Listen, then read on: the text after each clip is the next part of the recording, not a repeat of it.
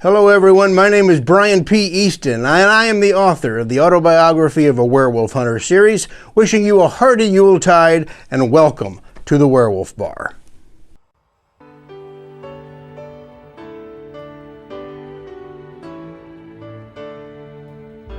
It was Christmas Eve, babe, in the drunk tank. An old man said to me, won't see another one. And then he sang a song, the rare old mountain dew. I turned my face away and dreamed about you. Season's greetings all. We're glad you could join us for Whiskey with the Werewolf Hunter and our last show of the year. We appreciate you stopping by. So let's start off with our creature of the night. A little seasonal something that I picked up for the occasion. This is Benchmark's Eggnog. Now, if you like eggnog, and some people don't, Benchmark is a good way to go. Benchmark whiskey started out owned by Seagram's. Benchmark is their bourbon, Benchmark 8. Nowadays it's owned by Sazerac, and Benchmark is the whiskey used in Buffalo Trace. Buffalo Trace starts off its life as Benchmark bourbon. So let's try their eggnog. I'm not a huge fan of eggnog, but it does seem appropriate for the occasion. So happy holidays to you.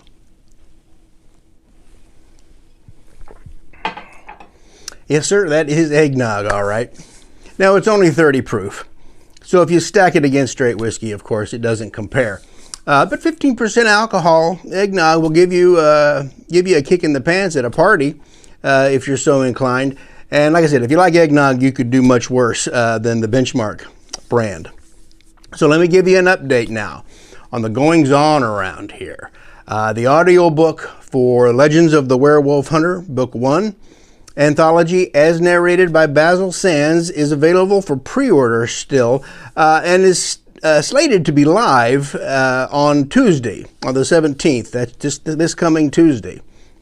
Basil is slated to work on the second installment of that series, Legends of the Werewolf Hunter, early in 2025, which is just a couple of weeks away, if you can believe that. But that doesn't mean it's too late to visit the links below in the description and buy some werewolf hunting merchandise for the Monster Hunter on your holiday shopping list. And while we're on the subject of books, I told you that we were going to try some new cover art for our digital editions of the original trilogy. That is Autobiography of a Werewolf Hunter, Heart of Scars, and The Lineage. So tonight, as promised, I want to give you a preview of that cover art. Now, keep in mind, these are only for the electronic versions of the trilogy. We looked into having them printed for hard copy editions, but it turned out to be cost prohibitive. So the reason that these new covers exist at all is to kind of celebrate our anniversary with Permuted Press, which has been 15 years for the first two books and 10 years for the third, The Lineage. And so you'll see some imagery to that effect on these covers. So take a look now at our new 2025 trilogy cover art.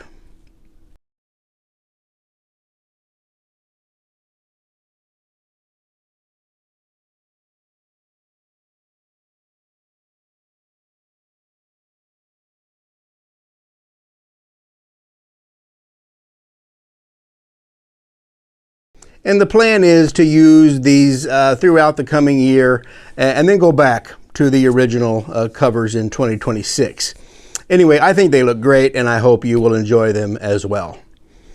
And speaking of my books and cover art, I have a little something I want to share with you, which I consider to be something of a trophy. You may remember back last year that my first book was brazenly plagiarized by a man named Paul Waitman. And I'm talking word for word. here. Just blatant literary theft. All the guy did was do a word search and replace and change the names of the characters. Well, once I discovered this, I also discovered 3 or 4 dozen other titles from other authors that he had stolen. And he had basically made a cottage industry out of stealing other people's work and passing it off as his own. So after I had made sure that his stolen version of my book had been taken care of, I went to work contacting every author I could find that he had taken advantage of and let them know that their works had also been plagiarized. Fortunately, my efforts seem to have paid off. Almost none of his titles, stolen titles, remain in print or are available through Amazon and Lulu.com, which is the self-publishing outfit through which he published most of these. They have shut him down entirely. So I consider that a win for myself as well as every other author that he had ripped off. Now, I gave you all that backstory just to show you something that I found on eBay recently, which I purchased. And as I said, it's a kind of material proof of Paul Waitman's theft. I give you Operation Lycanthrope. Okay? Featuring some exceptionally shitty artwork, as you can see on the cover there. I don't know, he's got some predator blades going through the werewolf there.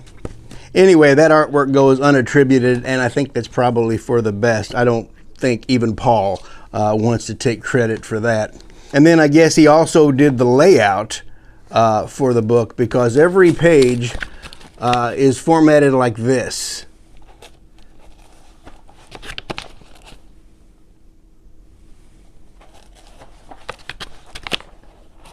At $32 a pop, I can't imagine that he sold very many of these. But I am glad I snatched it off of eBay from a third-party seller as a souvenir when it came up. And like I said, proof of the crime. Moving on. In the tradition of spirits past, present, and yet to come, I have 3 movie trailers that I want to show you tonight.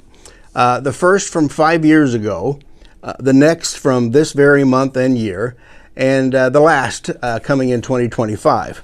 We'll start with The Ghost of Christmas Past, a little indie gem from 2019 called The Headhunter, which tells the story of a medieval monster hunter, fantasy-style monster hunter, and his daughter.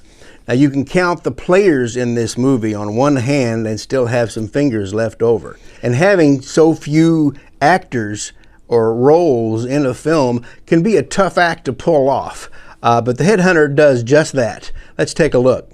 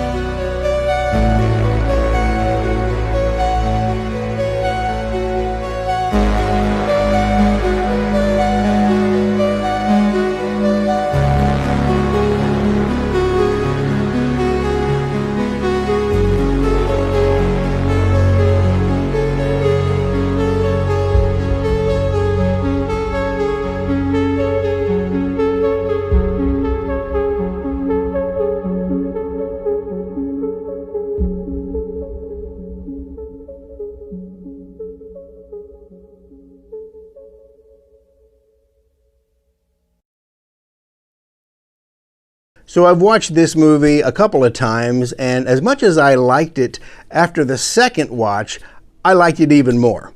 This is a very gritty, I want to say grimdark tale, if you're acquainted with that terminology and that subgenre of grimdark. But that's right down my alley. That's kind of the way I write. There's nothing about the headhunter that's pleasant or joyful. And as far as I'm concerned, the hunting of monsters is portrayed exactly as it should be. Could it have been better on a bigger budget? No doubt. But if you haven't seen this one, and I suspect most of you haven't, I heartily recommend it.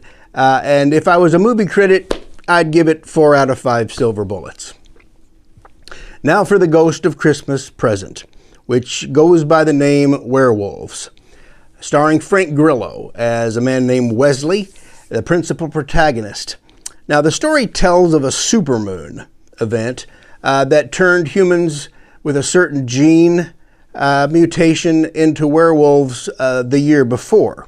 So the movie takes us into the current year where we're trying to prevent it from happening again because we've got another supermoon event coming up, and they're trying to prevent the millions of people being killed like they were the year before. So the world tries to get its act together to control what's coming. Here's the trailer.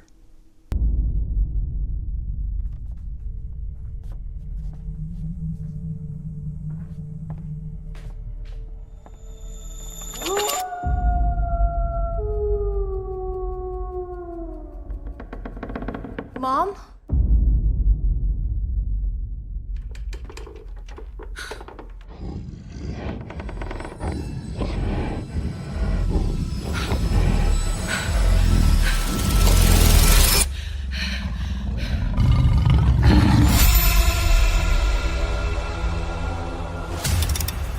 Uncle Wes, why can't you stay?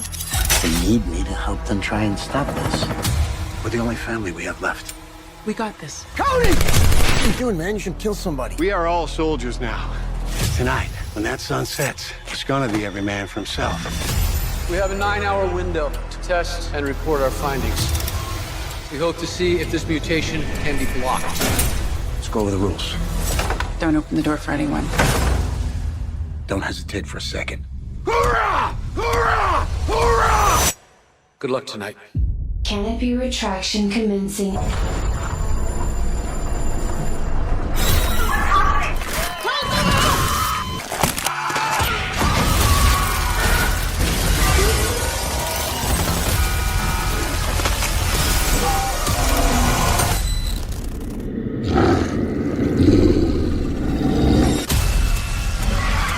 No more guns, no more guards.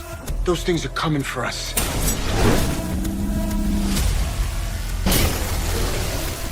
I'm here.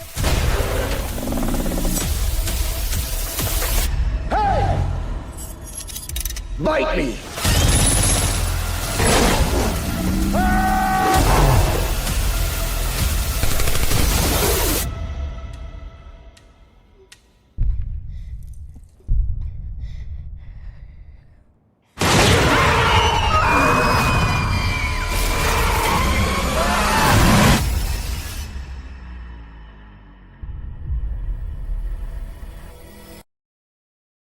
So this film is just what you think it is. It is a hot mess of action, violence, and one-liners straight out of 80s action movies. I don't care for the plot too much, but I did appreciate the practical effects of the werewolves, which weren't all that bad, in my opinion. Definitely seen a lot worse, and so have you. The global apocalyptic thing was never really my bag, but for what it was, and it doesn't pretend to be anything else, it was fun to watch, which is more than I can say for the last few werewolf offerings that I have seen. The Beast Within, for example. And that will bring us to The Ghost of Christmas Yet to Come. Kind of. It's actually due to hit theaters next month in January, and maybe we'll have more to say about it then. But just to cap off the three spirits, here's the trailer for the much anticipated release of Wolfman.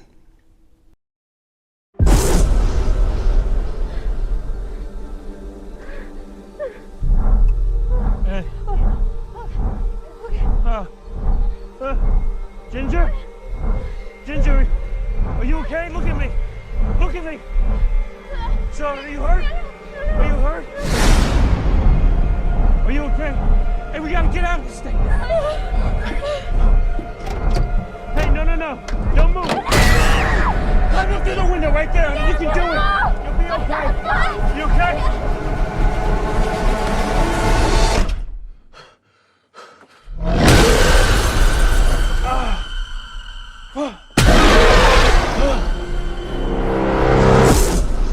We have to leave right now. Run.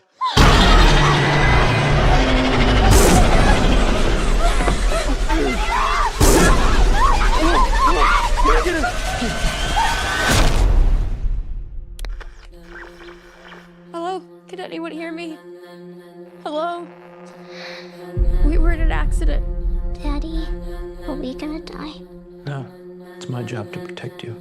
And we were attacked. I think my husband was infected. Mike.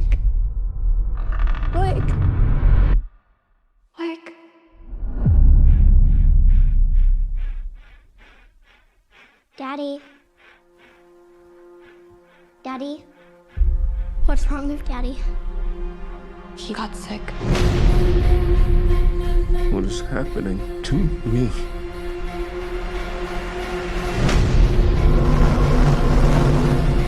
Can you understand me?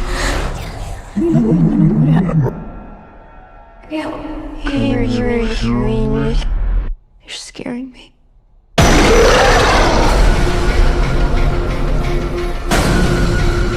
Back off! Please, Daddy, it's me. Hurry, Mommy, he's coming. Come on.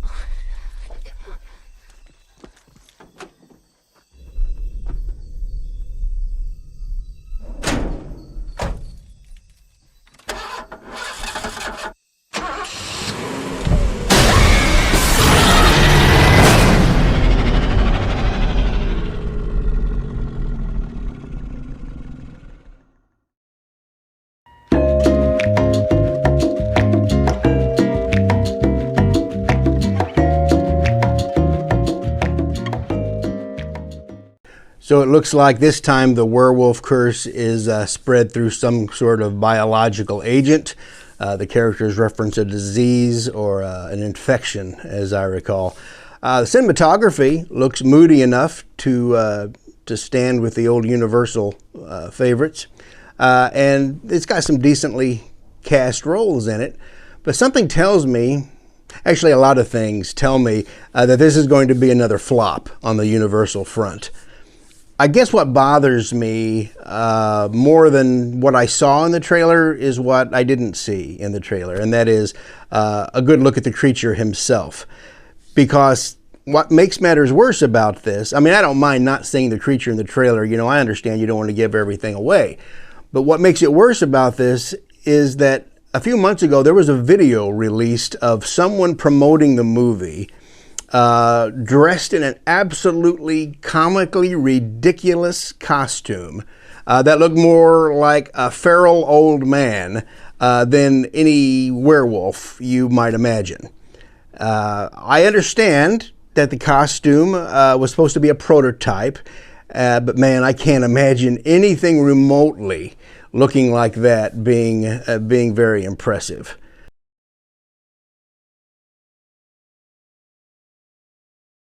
Plus, let's face it, Universal doesn't have the greatest track record when it comes to rebooting their monsters. Now, however, these are just my observations and anticipations, and I am open to being wrong. In fact, I hope to be wrong, because I would love to see a good rendition of the Wolfman. I mean, I love the 2010 remake, so if this thing can clear that bar, I'll be happy. But we'll have to wait and see until next month to see if that happens. Like I said, I am not a movie critic. I don't proclaim to be, I don't intend to be. But the same cannot be said of my partner in crime, Miles Booth, and his son, who've just started a new YouTube channel for movie reviews called X and Z, referring to Generation X and Generation Z, to which they respectively belong.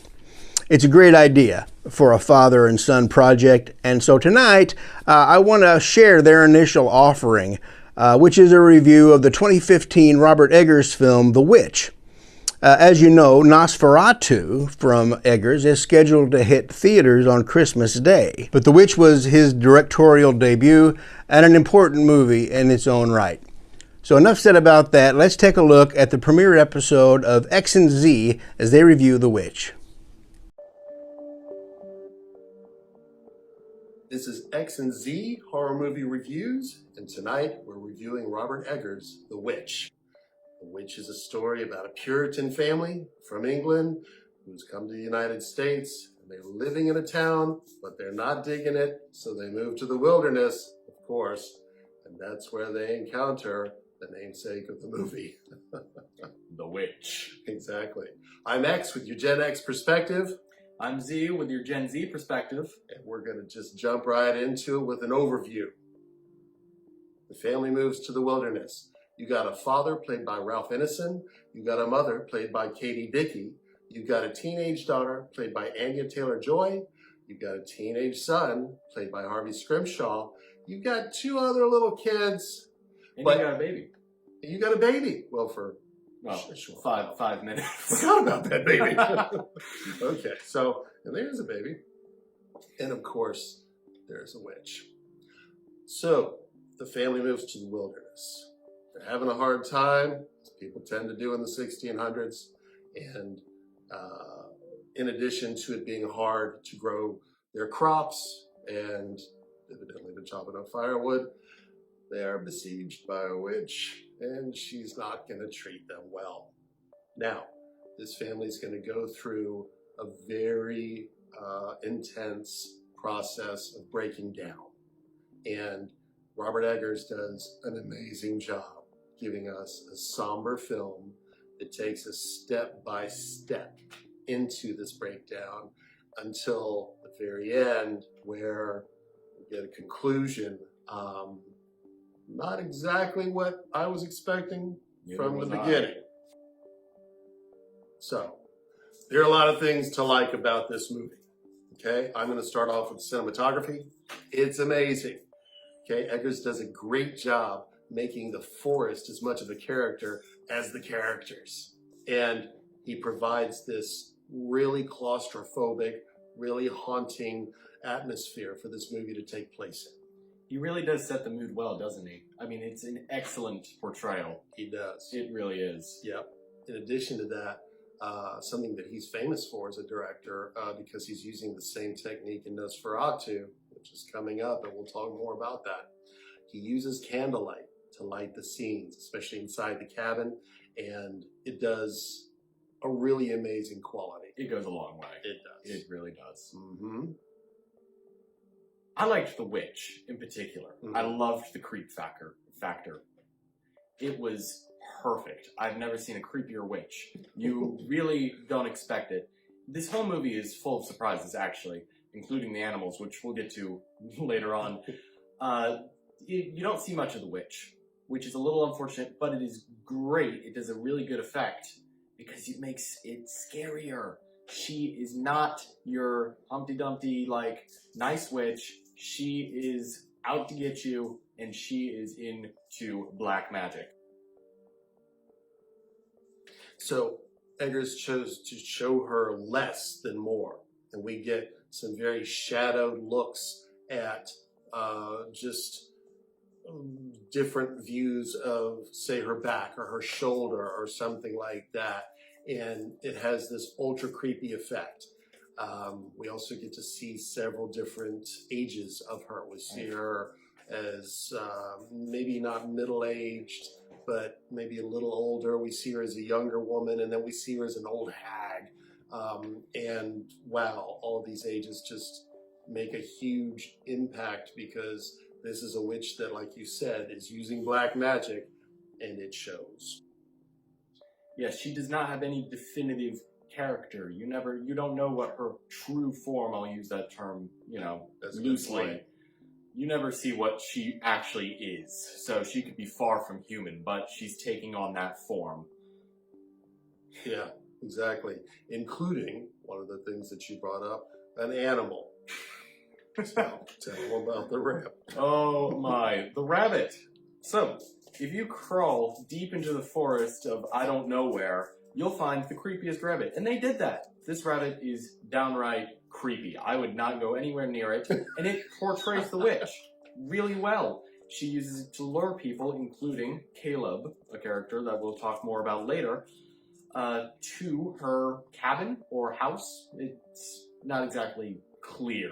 It's a place of living. I mean, it's not exactly a cabin. The cabin hut. It's a witch house. It's something. It's witchy. She appears as a rabbit, and it is the eyes on this thing. Yeah, you're looking at this rabbit, and like I bet most of you have never looked at a rabbit before and just said, "Oh hell no!" But this time you will, and it's effective.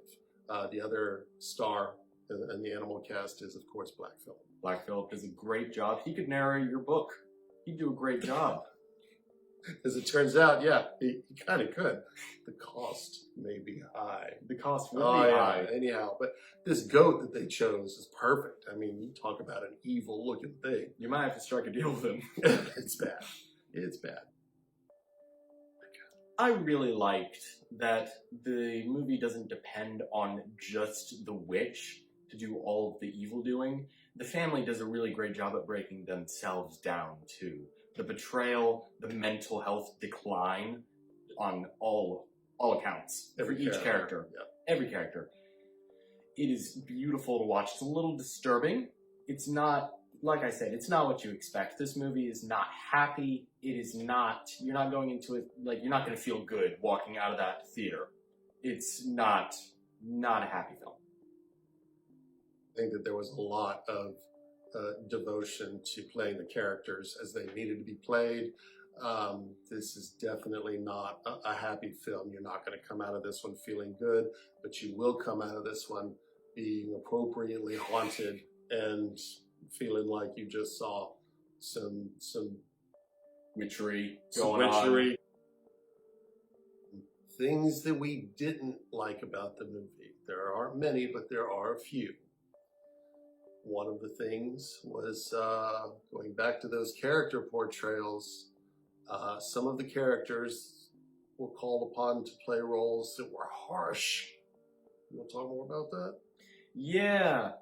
Let's start with Caleb. He plays a very, very rash role in this film. He has a particular scene, to say the least. It is extremely disturbing.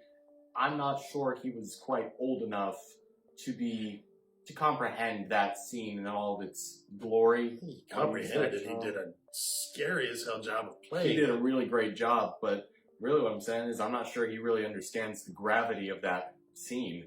Well, it's always scary to watch children being tortured, and in this case, they are all under the spell of the witch, and to the degree where his ability to portray a child that is being tortured by a witch. I mean, he does a great acting job, but it's hard to watch.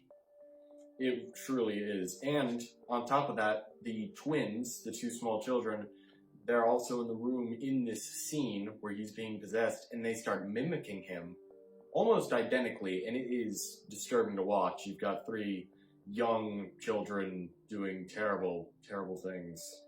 They're playing this scene, and it is kind of the final straw between the two parents and any trust that they had with each other. I mean, all of that gets torn apart, and it's very effective, but it's like I said, it's a little hard to watch. It takes a lot to stomach. And I hope that they built in a hefty therapy fund into their contracts, because they're going to need it. Another thing that didn't play so well was the accents. And Ralph Ineson in particular has a very heavy English accent, and it's hard to understand at points, to the degree that there were times when I had to turn on the subtitles, yeah. And I don't like subtitles. I'm not a big fan, but in this case, I had no idea what he was saying. So I think that could have probably improved upon a little bit.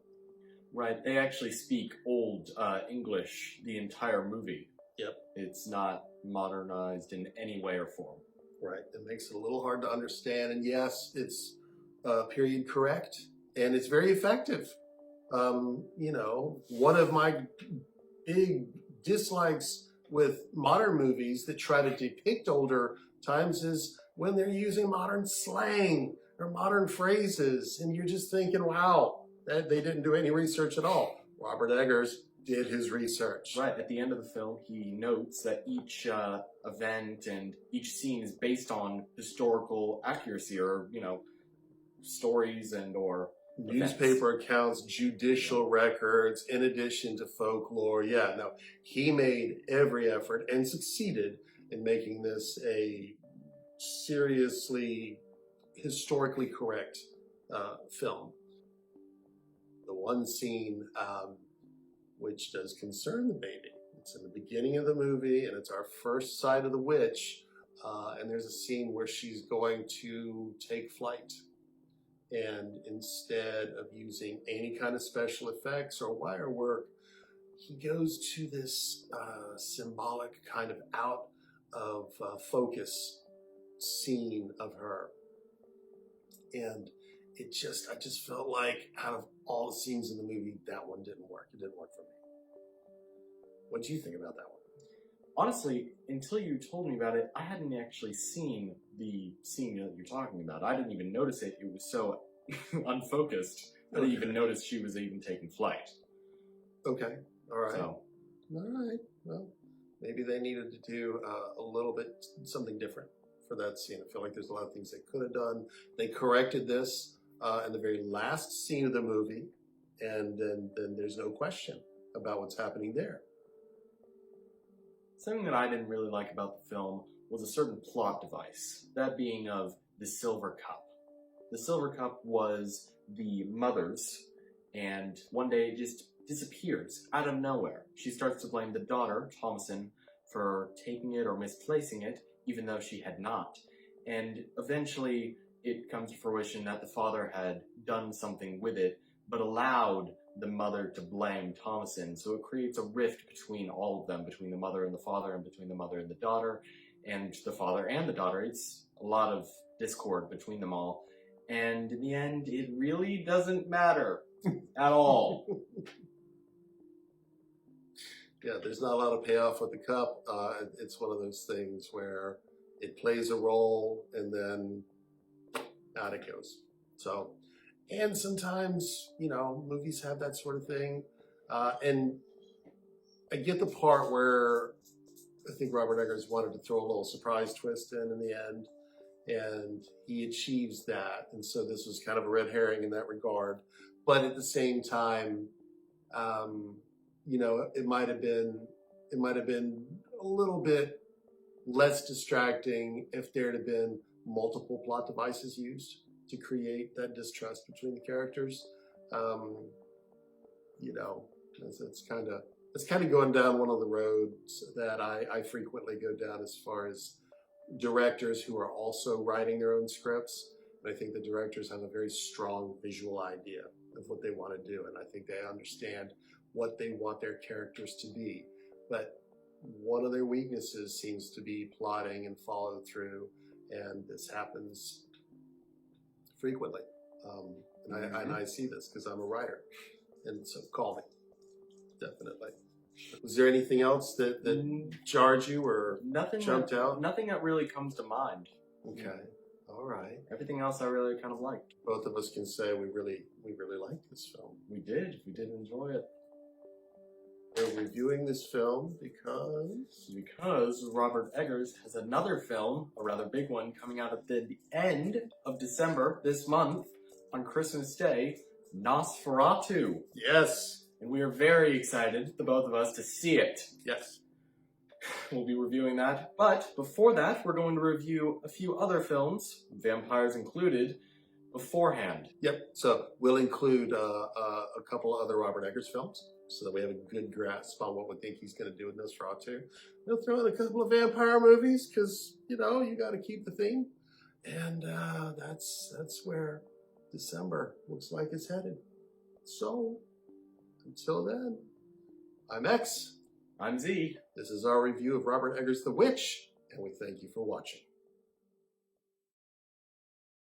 And it is perfect. What else did you like? I liked what you're saying a lot. I also liked that with this witch, Eggers chose to show her a lot less than more. So what we get... Really?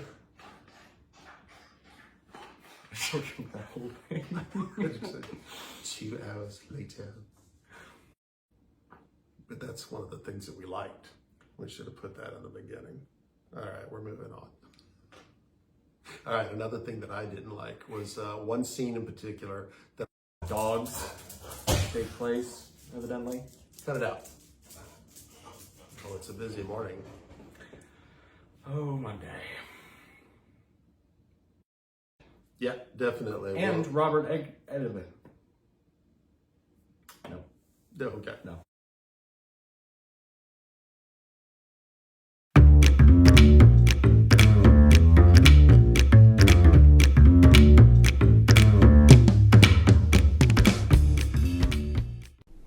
You can find the link to the YouTube channel for X and Z in the description below, along with all the other links associated with the Werewolf Hunter brand. And that's our show for you this December of 2024. Many thanks for stopping by tonight. Whiskey with the Werewolf Hunter will be back next month to begin 2025 and kick off what will be our 7th season. Until then, wherever you find yourself this season, I wish you a very Merry Christmas, happy hunting, and mind the moon. The boys of the Adelaide Penny Choir were singing "Go Away, Babe," and the bells were ringing out for Christmas Day.